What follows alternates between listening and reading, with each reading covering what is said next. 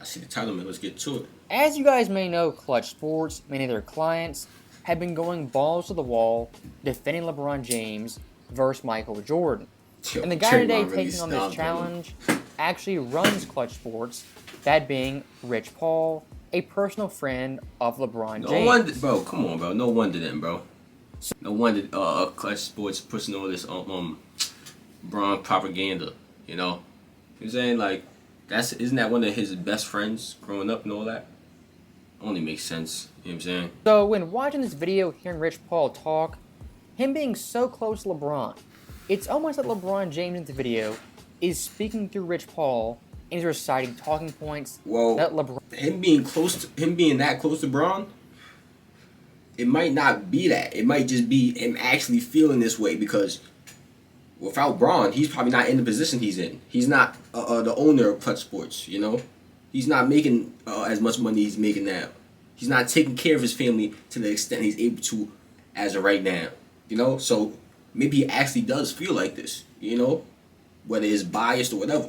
But that's definitely a possibility, you know? LeBron gave him. Without further ado, let's roll these clips. Michael Jordan was my favorite player growing up. I've had every shoe ever made up to 14 when it started getting a little weird. But at the end of I feel it, because I ain't gonna lie, 14 is not for me too, man. the day, that was I'm me, stop pulling. right? That's all we had to compare to. There was nothing else. Yep. Mike transcended the game. When Kobe came, Kobe was a silhouette of Mike, right? That's everything, which is great. But LeBron is the first player to have to deal with a 24/7, 365 news cycle of sports and opinions. Now, stopping Rich right there, I want to make one point, not even about basketball. From a debate perspective, if you're debating two players, and you have your guy on this side, other guy on that side, and you open your debate argument by saying, oh, I love this guy, respect him, he's my favorite player growing up. I feel you. I understand that too. Does, you know, I feel What like I you're go bro when it doing gets to. Let me is just trying to say it soften though. the blow, dull your criticism of that player in the coming minutes. And this tactic by Rich Paul. Or I also feel like people do that when they're trying to make it seem like they're on the same side as people. You know what I'm saying? They're trying to whatchamacallit, connect with people basically, or I can't even get the words on the tip of my tongue, y'all. Fuck it. But you did know what I'm not saying, go bro. unnoticed. But addressing his actual points about 24/7 media coverage, I really don't buy it. Because back in the 80s, 90s, 2000s, you had 24/7 sports media just like today. And back then I would argue Aight. they were more harsh in the papers and on TV than they are today. Alright, come on though, gang. Like, we gotta be real. Like, we know there's obviously, but it's, bro. let me just get it out. Obviously, there was news reports, 24/7, all that in the NBA back then. But to the scale that it is today, you know, there's articles all over the place. There's fans going crazy on Twitter, on Instagram, all that. You know, it doesn't compare really. You know, in terms of just social media presence. The real difference in these eras is social media. And on one hand, it can be absolutely dreadful. On the other hand, it's a major benefit. And look, we all have phones, all have laptops, whatever it may be, and we all have social media. It takes literally 2 seconds. Turn your phone off, shut your laptop, and black out the noise. It's really not that hard. Heck, even LeBron in Cleveland had the infamous 0 dark 30 come playoff time. It depends what your career is, you know, what type of person you like. It depends what your life depends. If your life if your money depends on social media, you can't do that, you know, things like that, bro. But I understand I don't what want to saying. hear this boo-hoo story about social media being so hard, so devastating. Alright, he's talking about in their perspective. Alright, in the NBA player's perspective, y'all can turn that motherfucker off. Y'all can turn that motherfucker off. You know what I'm saying? Y'all need to see nothing. You know what I'm saying? I gotta be locked in, you know? I'd be locked in. I could turn my phone. Oh, what? That's a fact. I could turn my phone off, get this bread, bro. That's a fact. That's a fact. I feel devastating, and how heavy that crown is to wear. Maybe not even turn the phone off. That's what I'm saying. That's really turning the phone off is crazy. That's what I'm saying, really, because business calls, all types of things. You know, you need to have your phone on. You know, in case of emergency, anything. You know, you need to have your phone on. First of all, that's my thing. You need to have your phone on, but you definitely can log out the social medias. Not even go. You don't got to go on social media because I don't even go on social media like that. You know, you definitely don't have to go on social media. So I feel, bro, that's a fact. I actually argue social media for LeBron James, having millions of followers at the tip of his finger, it's a major benefit to him to push his narratives. And looking at the actual media, it is littered with LeBron James superfans, from Nick Wright, Shannon Sharp, Kendrick Perkins, to Dave McMenamin and Brian Windhorst. And so then you have this environment, in this sports society that's created, right? And so now you have the root against. That's a whole nother thing that Mike never had to deal with because his hardest critic was probably Peter Vesey. Yep. Straight up. You see what I'm saying? Fucking Peter Vesey. But I just think LeBron's antlers is in platinum and Michael's may be in gold. Why? Because when you think... you know, it's way too close in my opinion to, you know what I'm saying, for one to have I guess a higher more valuable metal, I guess you could say. And I don't think gold is more valuable than platinum actually, but in this sense, I guess you could say that's supposed to be more valuable. So, but it's too close for that, bro. It's too close for one to be, you know what I'm saying, like a different joint than the other, bro. They got to be in the same joint. One got to be edging the other, in my opinion, bro. In my opinion, you know. Think about, I can't, yeah. He had to be compared to Mike. I can't get with that one. So, stopping it really quickly, what are we actually talking about here? Are we going to get to any tangible things for LeBron facts. You're not really talking about nothing. He's the greatest of all time. I'm already getting tired of this sob story about the media, and now we're talking about antlers and debating players. And look, again, from a debate perspective, you want to come out strong on your points off the bat. I see why you said antlers though. Because don't goats have antlers? That's probably why you said that. Perspective. You want to come out strong on your points off the bat. And it is pretty telling. His go-to argument for LeBron James being better than Jordan has nothing to do with basketball.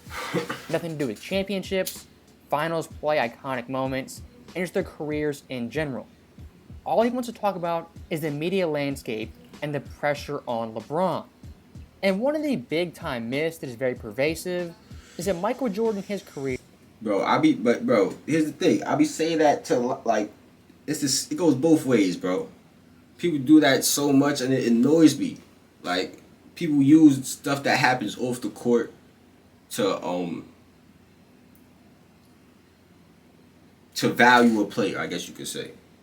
But that's not right, my brother. Like, you know what I'm saying? What they do off the court don't really matter. It really don't, honestly. What they doing off the court don't really matter, you know what I'm saying?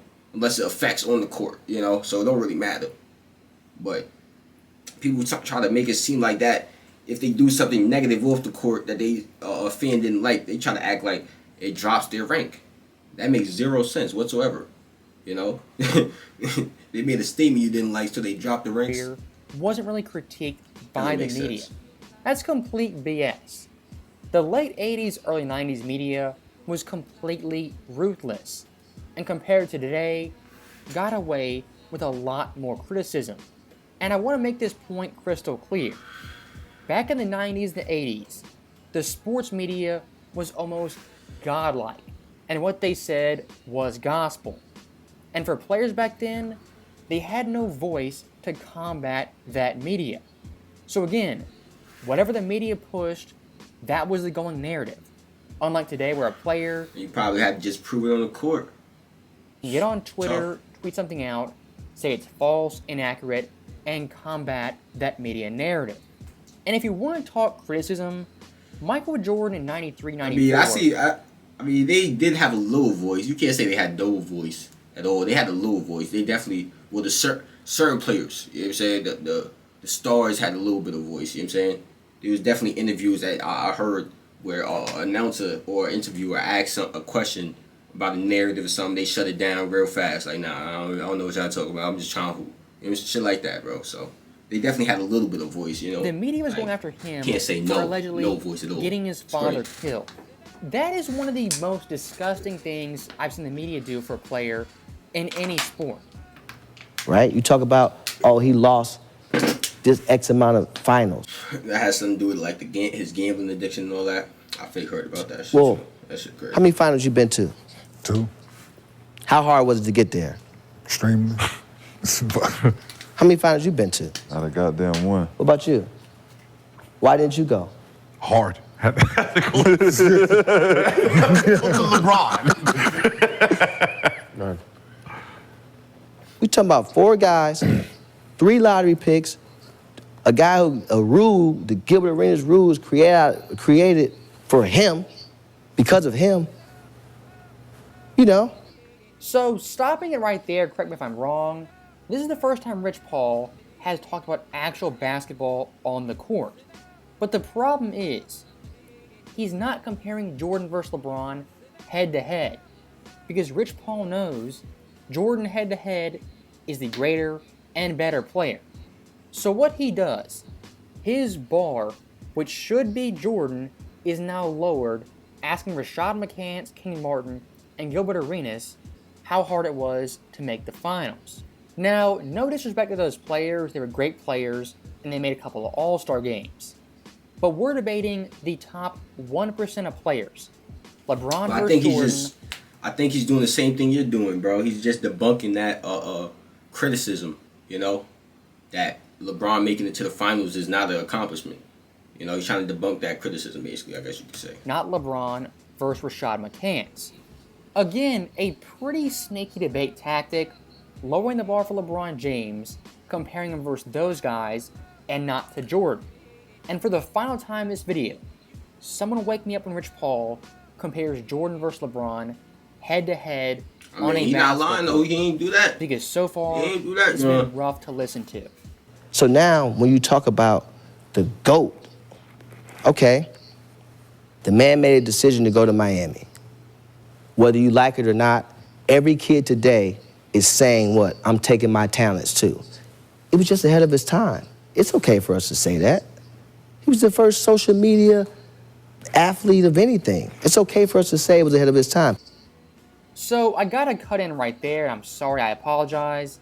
Because at this point, Rich Paul was just rambling, saying nonsense, going unchecked by the panel.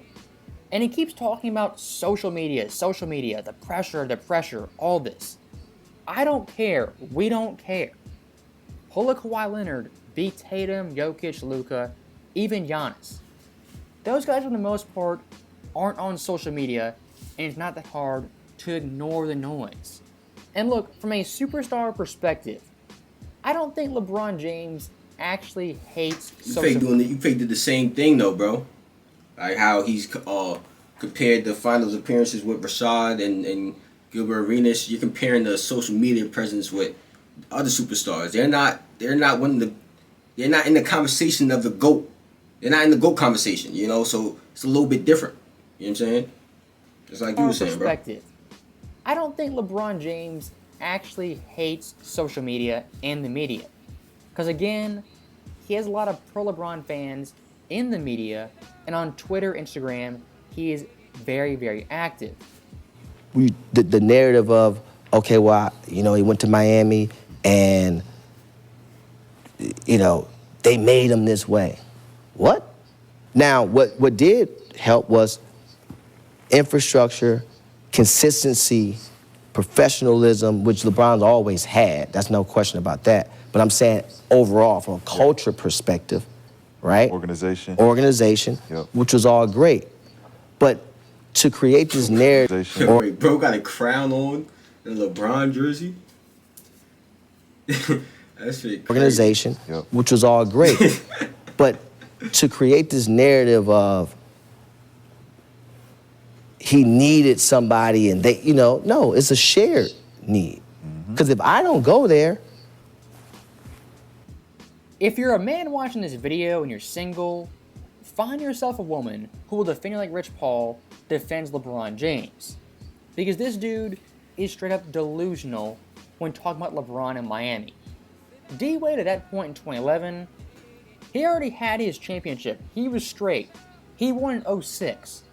The guy who needed a championship, needed that validation, was LeBron James. As 8 years in... But I mean, would D-Wade have won another championship if LeBron never came to Miami? I think that's what Rich Paul is saying. I feel like bro's taking a little bit of this shit out of context, just a little bit. You know what I'm saying? Like, you fake know what bro's saying, bro. And getting clowned for every passing like season. You said, last time D-Wade won was 06. What would have been the story if LeBron never came to Miami? Would he have never won until he retired? You know what I'm saying? And yes, it is pretty self-evident.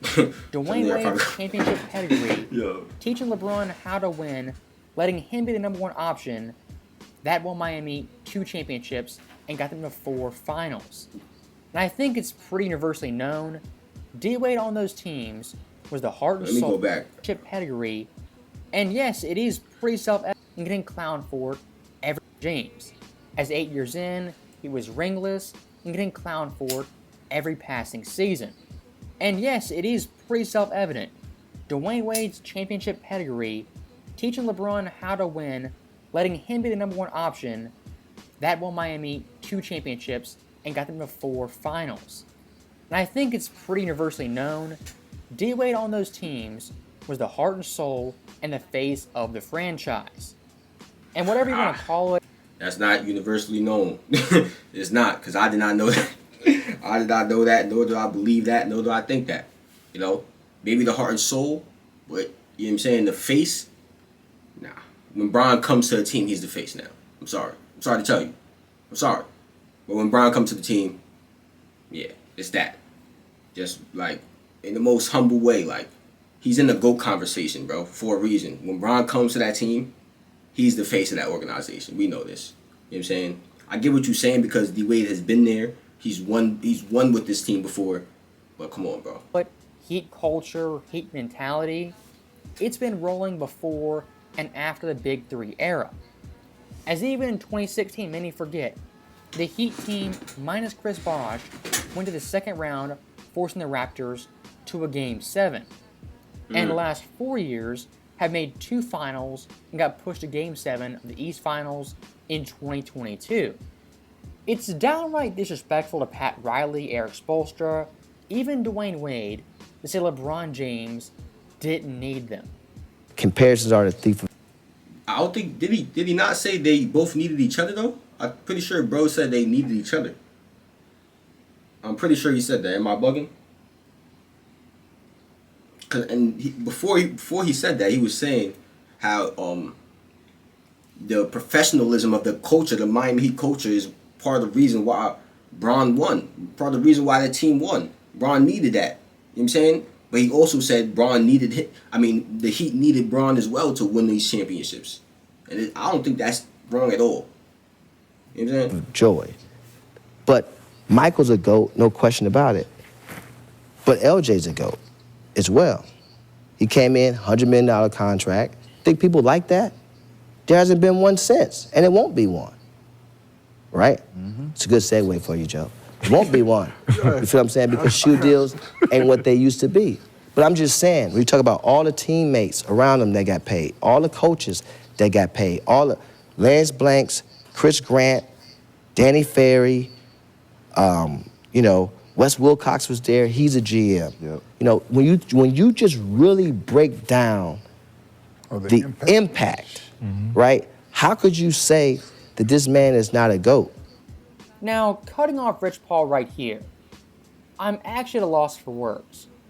We're 10 minutes into this video, and Rich Paul still has not compared Jordan versus LeBron.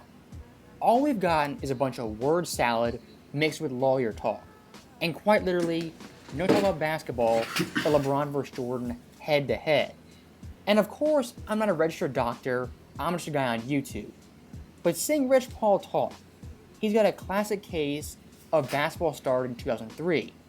It's a very common illness in younger fans, but also can affect people over the age of 30, like Rich Paul. And the last point I do want to make, how on a podcast for a solid 15 minutes talking about LeBron versus Jordan, did nobody on the panel check this guy and actually ask him why LeBron James is greater and a better overall basketball player? We got none of that, no questions, no interjections, absolutely nothing from this panel. Just Rich Paul talking for 10 minutes straight. That's a fact. About I hate when, nothing. Yeah, it definitely needs to be more of a dynamic, someone who believes Michael Jordan is a GOAT. They need to have somebody in there like that, you know what I'm saying, to challenge all this. Definitely. You know what I'm saying? But that's the end of this one, y'all. And I believe Michael Jordan is a GOAT as well. But the reason why I wasn't really challenging most of the things bro was saying, because I'm really just reacting to what bro got to say. I'm reacting to what Uncut got to say, really. I'm reacting to what Uncut got to say about the joint, basically, you know? But if y'all enjoyed, then let's do it. Click on the last joint, subscribe, share the video with your people, social media platforms, and I'm out here, man.